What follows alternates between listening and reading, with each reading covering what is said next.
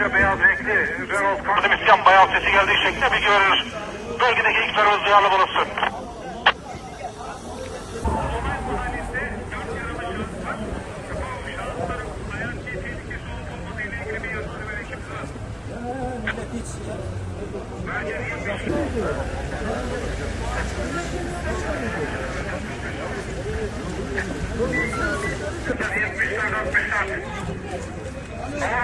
Evet, şu an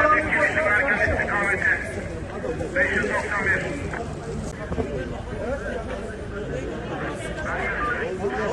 bir açan piyano sesler de ikinci saz.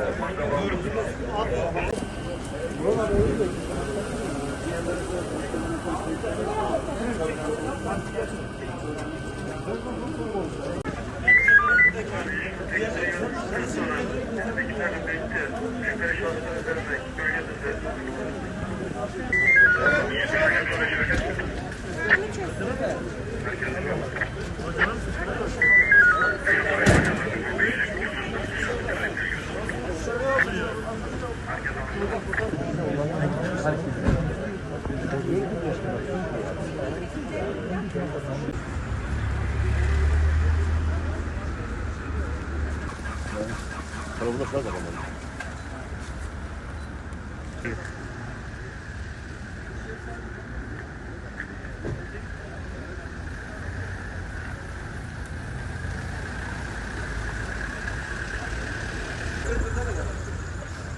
Hadi kayından mı?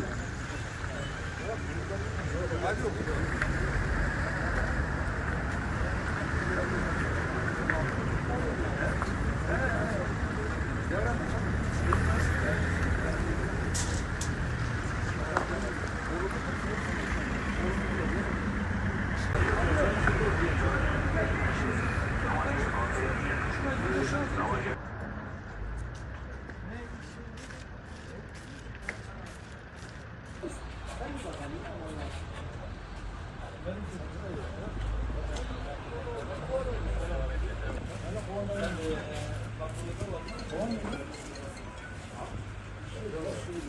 Alo.